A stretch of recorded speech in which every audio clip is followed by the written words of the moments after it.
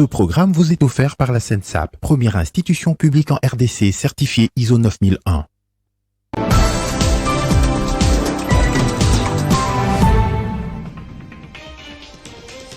Mbuji-Mayi, première étape de la visite du chef de l'État au centre du pays. Le fief électoral de Félix Tshisekedi est secoué par un taux élevé de famine et un manque criant d'infrastructures de base. La population en attend beaucoup de cette visite du chef de l'État.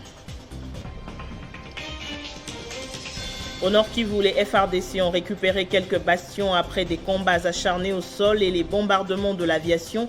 Le coordonnateur des opérations conjointes annonce la poursuite d'autres sanctuaires. Clôture ce vendredi au Sénat de la session ordinaire de septembre. Dans son discours, Modeste Bahati a dressé un bilan plutôt positif de la dite session.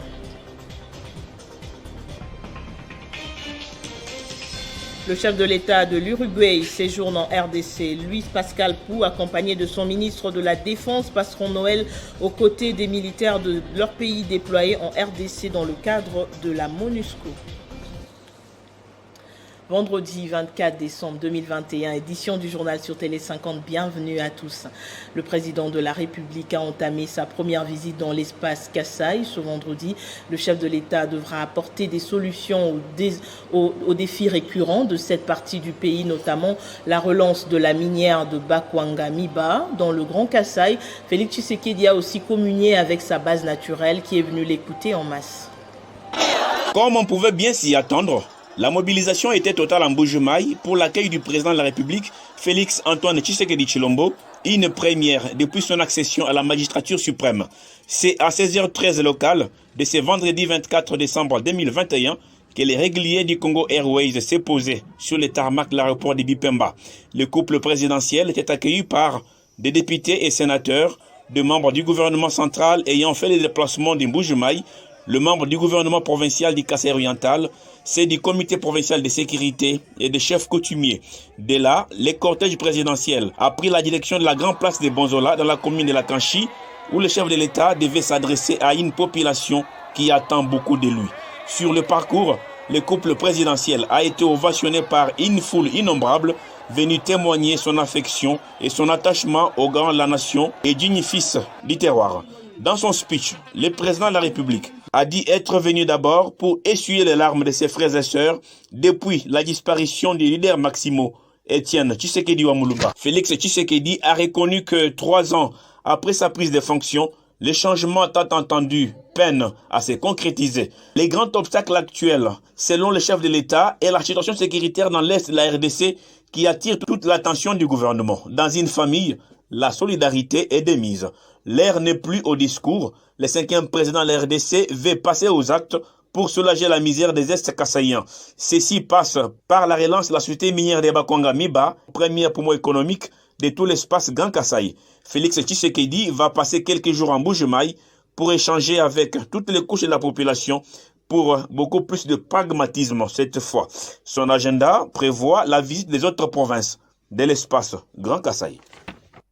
L'élu de la province du Sankuru, Lambert Mende Malanga, est arrivé à Lodja, accueilli par un bain de foule. Ce député national a improvisé une conférence de presse avec les médias locaux où il a appelé la population de cette partie du pays à se mobiliser en grand nombre pour réserver un accueil chaleureux à l'arrivée prochaine du président de la République, Félix Tshisekedi.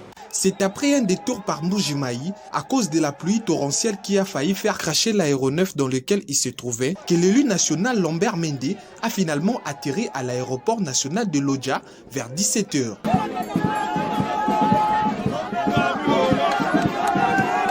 Comme Jean-Baptiste annonçant la venue de Jésus-Christ, Lambert Mende a refusé de sacrifier à son habitude de tenir un meeting au stade Lumumba, préférant passer son message directement avec une conférence de presse improvisée avec la presse locale. Entouré du député national Jean-Marc Lombakou et du sénateur Berthold Ulungu, Lambert Mende a appelé ses frères et sœurs du Sankuru à s'unir derrière le chef de l'État pour l'accompagner dans sa vision qui prône le développement intégral du peuple congolais. Il a également appelé la population d'Issankoro à se mobiliser en grand nombre pour réserver un accueil chaleureux au président de la République, Félix Tshisekedi Tshilombo, en disant, je cite, « D'abord, ce n'est pas tous les jours qu'on reçoit un président de la République, première institution du pays chez nous », avant de rappeler à cette dernière que c'est aussi les premiers de leur Kassaïens à accéder à cette haute charge, ce qui doit leur réjouir davantage. Annoncé pour cette fin d'année dans les Grands Kasaï, le chef de l'État recevra un accueil délirant dans la terre d'origine du héros national Patrice Emery Lumumba, grâce notamment à ce travail de sensibilisation et de mobilisation sur terrain de ces leaders incontestables du coin, meilleurs élus des élections législatives de 2006, 2011 et 2018. Actuellement doyen des élus du Sankoro, Lambert Mende Omalanga est surnommé Echuka ou Nyamasolo par ses nombreux électeurs qui lui ont réservé un accueil en fanfare malgré la pluie. Le Sénat a clôturé ce vendredi 24 décembre la session ordinaire de septembre. Dans son discours de clôture, son président Modeste Bachi a dressé un bilan plutôt positif de la dite session. Le speaker de la Chambre haute du Parlement salue les efforts du président de la République Félix Tshisekedi de ramener la paix dans la partie est du pays. La session de septembre au Sénat a été très riche en contrôle parlementaire et en production législative, avec plus de 7 propositions et projets de loi votés au cours de cette session. Une occasion pour le speaker de la Haute Chambre du Parlement de passer en revue tous les secteurs de la vie nationale, de la politique au social, en passant par la sécurité. Modeste Batilukwebo salue les efforts du gouvernement dans l'amélioration des conditions de vie des Congolais, tout en soulignant que beaucoup reste encore à faire. Au chapitre des élections, le président du Sénat a salué l'entérinement des membres de l'opposition au bureau de la centrale électorale. Sur le plan politique, l'actualité reste dominée par l'installation du nouveau bureau de la CENI. Si au départ la configuration de ce dernier avait posé problème, les récentes médiations entre les chefs des institutions et les 2 principales confessions religieuses ont ramené un climat d'apaisement. C'est ici l'occasion pour moi de féliciter la sagesse des uns et des autres, sans laquelle la voie vers les élections libres et transparentes serait compromise. Batilukwebo a appelé les sénateurs vacanciers à appliquer les dispositions impératives du règlement intérieur du Sénat en matière des vacances parlementaires, tout en leur demandant de s'investir dans la recherche de la paix et des solutions aux problèmes qui se posent dans leurs circonscriptions respectives.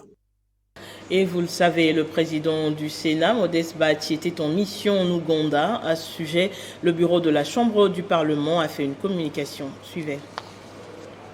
Le bureau du Sénat porte à la connaissance de l'opinion que sur invitation du président du Parlement ougandais, le président du Sénat de la République démocratique du Congo a séjourné en Ouganda du 19 au 22 décembre 2021 dans le cadre de la diplomatie parlementaire. Plusieurs rencontres ont eu lieu durant cette visite, spécialement avec le speaker du Parlement, Madame la Première ministre et le ministre des Affaires étrangères, le ministre de l'Agriculture, le ministre du Commerce et Industrie et le comité des fermiers paysans d'Nchara dans le district de Mbarara. C'est là qu'un grand abattoir de grande capacité a été construit en vue d'écouler la production bovine des fermiers. En outre, une conférence vidéo a eu lieu en date du 21 décembre 2021 avec le président Yoweri Museveni, président de la République d'Ouganda,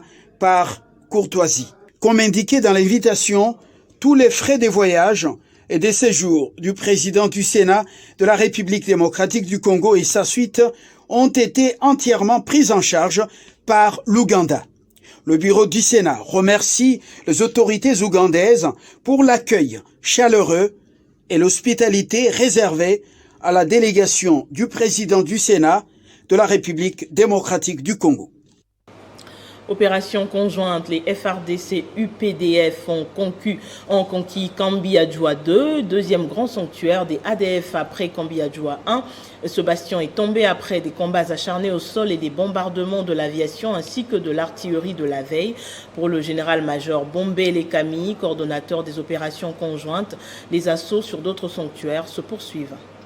La bonne nouvelle aujourd'hui, c'est que nos troupes engagées dans les opérations conjointes FARDC UPDF occupent désormais les deux grands bastions de l'ennemi ADF MTM, c'est-à-dire Kambi-Adjoua 1 et 2.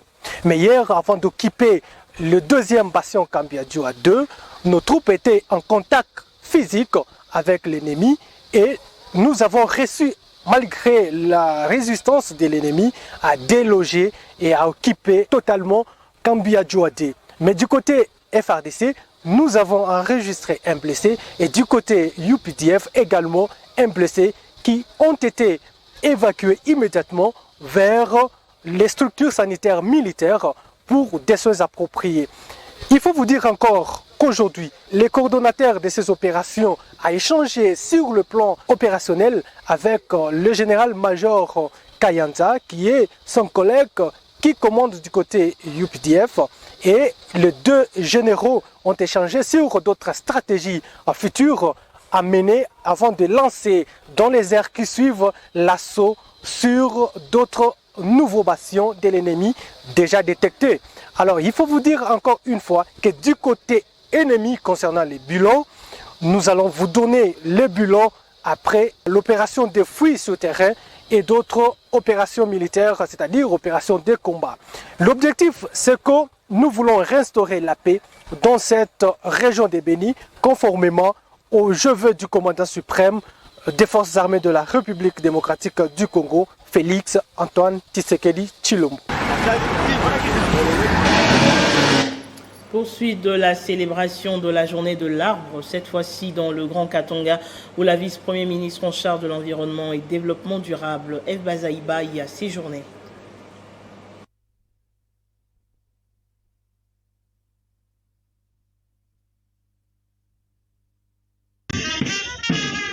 Poursuite de l'activité de la journée nationale de l'arbre célébrée le 5 décembre à Kinshasa, cette fois dans la province du Lualaba à Likasi, dans la célèbre cité de Boulouo, par Madame le vice-ministre, ministre de l'Environnement et du Développement durable, F. Bazaïba Massoudi, accompagné du directeur général du Fonds forestier national, Honoré Mulumba Kalala, au cours duquel il a rappelé que sa structure finance le reboisement au plan national et que ces fonds proviennent des taxes des reboisements et déboisements.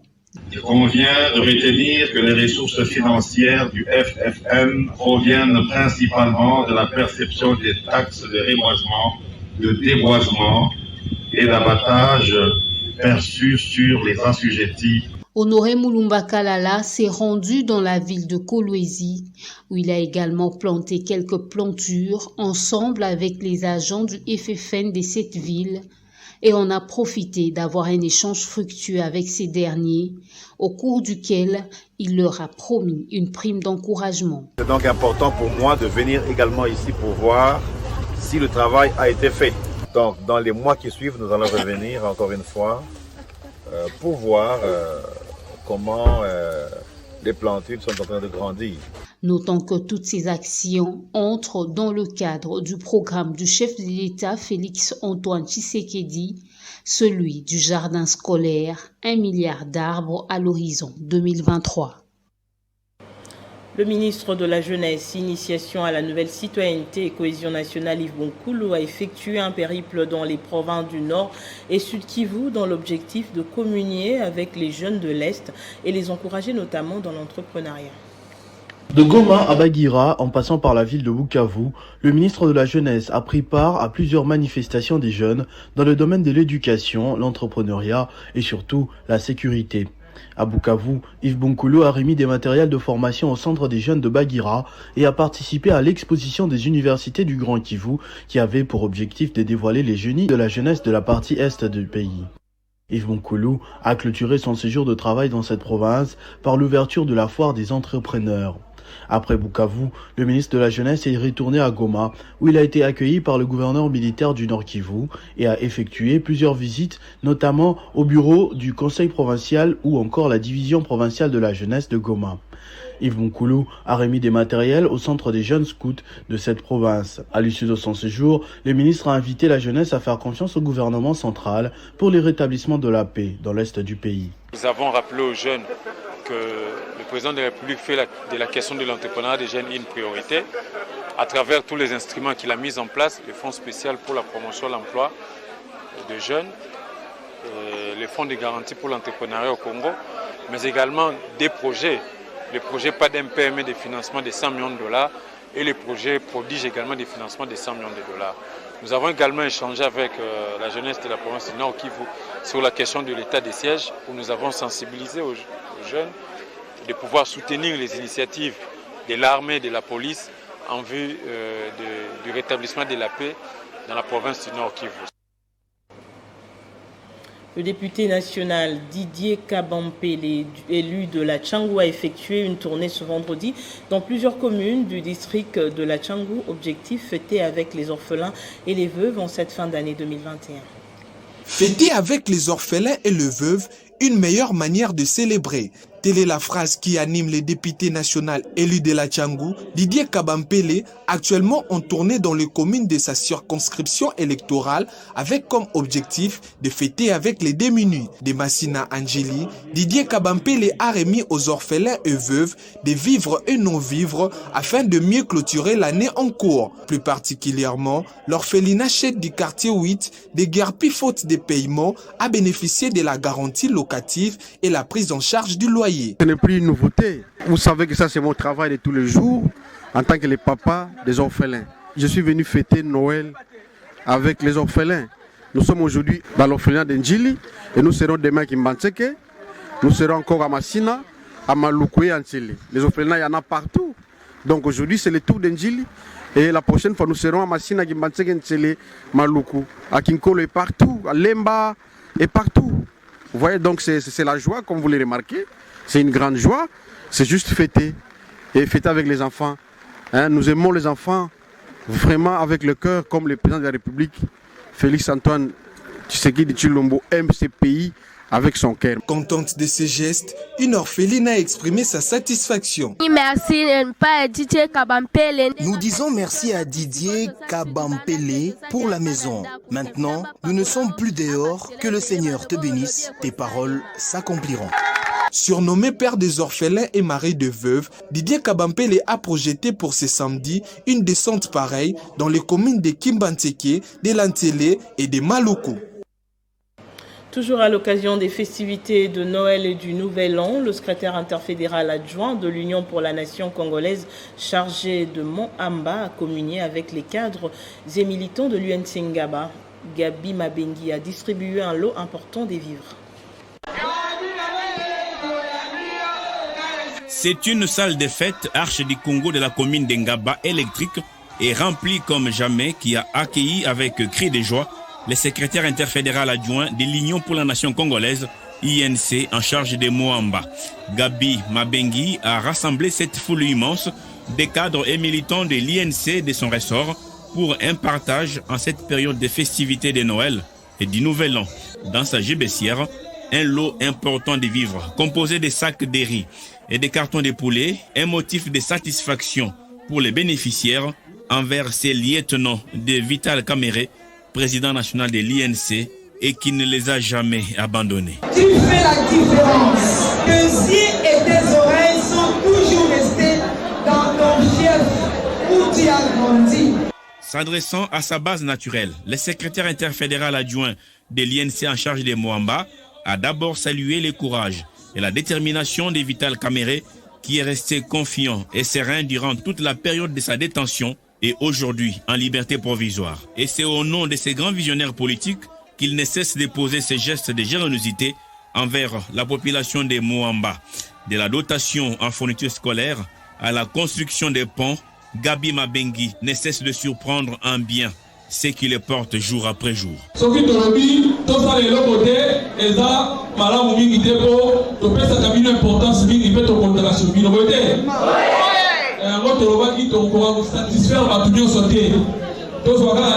La solidarité de tous envers les plus démunis en cette période, c'est la grande recommandation de ces cadres très engagés de l'Union pour la nation congolaise. Et dans le cadre de ces vacances parlementaires, la députée nationale Henriette Ouamou a procédé ce vendredi à l'inauguration de quelques salles du complexe scolaire Saint-Vincent de Paul au quartier Kimbangu. C'est le résultat de son plaidoyer auprès des responsables de l'église de Jésus-Christ de Saint de dernier jour. Bien avant cette étape, l'élu de Funa a remis des vivres et non-vivres à l'orphelinat Notre-Dame du Perpétuel Secours à l'occasion des festivités des fins d'année. Après avoir mené son plaidoyer auprès de l'église de Jésus-Christ de Saint de dernier jour pour obtenir la réhabilitation des latrines des Saint-Vincent de Paul, l'heure est à l'inauguration pour la présidente de la fondation Henriette Ouamou. La cérémonie de la coupure du ruban symbolique a eu lieu à la grande satisfaction de tous. Le financement provient de votre fondation qui ne cesse de gagner du terrain grâce à votre grandeur d'âme. Henriette Ouamou a quant à elle invité les autorités de cette école à un entretien régulier des latrines. Ces installations hygiéniques que nous inaugurons aujourd'hui vont permettre aux élèves de l'école Saint-Vincent de Paul de passer leur scolarité dans des conditions d'aisance et d'environnement sain. Pour ce faire, il est recommandé aux responsables de cette école de doter les latrines de produits d'entretien pour non seulement assurer leur propreté, mais également et surtout garantir leur maintenance. En tant que mère de famille, la députée nationale s'est rendue à l'orphelinat Notre-Dame du Perpétuel Secours pour distribuer des vivres et non-vivres, question de redonner le sourire à ses enfants en cette période des festivités. C'est un jour de partage, on ne peut pas laisser les enfants orphelins comme s'ils sont abandonnés à eux-mêmes. Les parents, ce n'est pas seulement les parents biologiques, c'est aussi les parents comme nous là, qui pensons à nos enfants, qui ne sont pas seulement les enfants qu'on a mis au monde, mais les enfants orphelins. Et c'est comme ça que je suis venue ici à la Cité Verte pour pouvoir faire des dons à ces enfants pour qu'ils puissent passer Noël comme tous les enfants. Touchés par ce geste de cœur, les responsables de l'orphelinat s'expriment.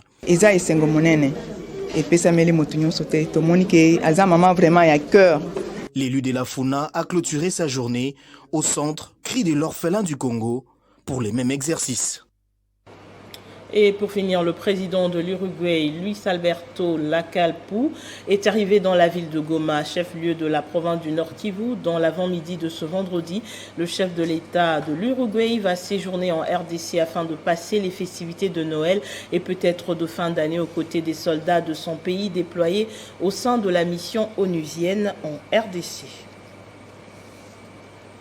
Place au rappel des principaux titres. Mbuji-Mayi, première étape de la visite du chef de l'État au centre du pays. Le fief électoral de Félix Tshisekedi est secoué par un taux élevé de famine et un manque criant d'infrastructures de base. La population en attend beaucoup de cette visite du chef de l'État. Au Nord Kivu, les FARDC ont récupéré quelques bastions après des combats acharnés au sol et des bombardements de l'aviation. Le coordonnateur des opérations conjointes annonce la poursuite d'autres sanctuaires. Clôture ce vendredi au Sénat de la session ordinaire de septembre. Dans son discours, Modeste Bahati a dressé un bilan plutôt positif de la dite session.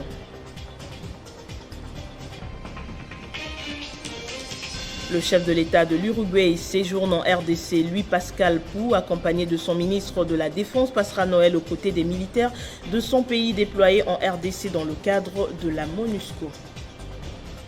Merci de votre confiance à Télé 50. Bonne fête de Noël à tous. L'actualité continue sur votre chaîne.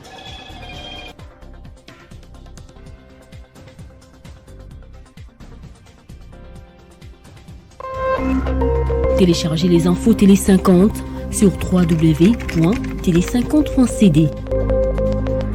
Ce programme vous a été offert par la SENSAP, première institution publique en RDC certifiée ISO 9001. Chers parents, chers frères et sœurs du Kasaï oriental, chers compatriotes, je m'appelle Trésor Mpumbo Mukadi, l'un de vôtres est fier de l'être. L'année 2021 s'achève comme dans nos habitudes depuis plus d'une décennie. La ville de Mbuji-Mayi et nos 5 territoires font face à une situation économique et sociale plus lamentable qui classe le Kasaï oriental parmi les provinces les plus pauvres de la République démocratique du Congo, bien qu'il dispose de plusieurs ressources susceptibles d'être des facteurs de développement. Avec un sous-sol très riche en diamants industriels et autres minerais, ainsi que des étendues énormes de terres arables, le Kasaï oriental croupit dans la misère. C'est la raison pour laquelle je veux penser d'abord à ceux que la vie a durement éprouvés sur place au Kasaï oriental et ceux qui ont été forcés de quitter la province à cause de la précarité des conditions de vie, à ceux qui sont victimes d'injustice, à ceux qui doivent affronter l'absence d'un être cher. Pour tous les Est-Kassaïens, cette année a été difficile. La crise politique persistante dans la province est venue ajouter son lot de peine et de souffrance. Mes chers compatriotes, les difficultés que traverse notre province nous obligent à changer plus vite et plus profondément. Il s'agit d'une preuve, mais aussi et surtout d'un défi. Ces défis-là, nous allons les relever ensemble. Et nous pouvons compter les uns sur les autres. Nous avons des atouts considérables. Il y a dans le peuple est-kassaïen, quand il est rassemblé, assez d'énergie, d'intelligence et de courage pour regarder l'avenir avec confiance. Nous allons sortir renforcés de toutes ces épreuves. Du fond du cœur, je présente mes meilleurs vœux pour 2022 à son Excellence Monsieur le Président de la République, Félix Antoine Tshisekedi Tshilombo, à tous les honorables députés provinciaux, à tous les chefs coutumiers, à tous les candidats gouverneurs, à tous les notables et à toute la population du Kasaï oriental. Vive la République démocratique du Congo, vive la province du Kasaï oriental. Chers compatriotes, bonjour. Je suis Dorothée Gizenga, la présidente et chef du parti Lumumbiste unifié Gizenga, en sigle Palou Gizenga. En cette fin d'année 2021, Palou Gizenga salue tous les compatriotes et leur souhaite bonne fête. Que les plus aisés n'oublient pas les plus diminués et que nous soyons tous solidaires avec nos compatriotes de l'Est, autant ceux qui se battent pour nos libertés et souveraineté territoriale comme les populations qu'ils protègent. Pour 2022, les Palou Gizenga expriment des vœux de sécurité sur tous les territoires nationaux, de stabilité politique et économique et de progrès social pour tous, un progrès social visible et mesurable. Les Palou Gizenga promet d'y faire sa part. Nous sommes un parti de masse, de la gauche nationaliste. Notre combat politique pour le changement au Congo est celui de nos pères fondateurs, tels que Patrice Emery Lumumba, héros national, qui a sacrifié sa vie pour le Congo et nous tous, ainsi que Antoine Gizenga, qui a dévoué sa vie au Congo sur le fond de la pensée de Patrice Lumumba. Nous savons qu'une vie politique éthique et responsable dans notre pays est possible par la participation et la volonté du peuple. Nous disons pouvoir au peuple, c'est notre slogan. Nous disons le peuple vaincra. La Ligue de la jeunesse lumumbiste au Palou Gizenga est prête à accueillir tout jeune qui rêve d'un Congo développé, prospère et d'un Congo juste. Notre Ligue des femmes lumumbistes est prête à faire autant et de préparer les femmes aux postes de décision où elles feront la différence. Jeunes ou âgés, femmes ou hommes, Palou Gizenga vous invite à devenir membre et offre l'opportunité d'action positive pour la nation en 2022 et au-delà. Fêtez avec prudence, joyeux Noël et bonne année 2022.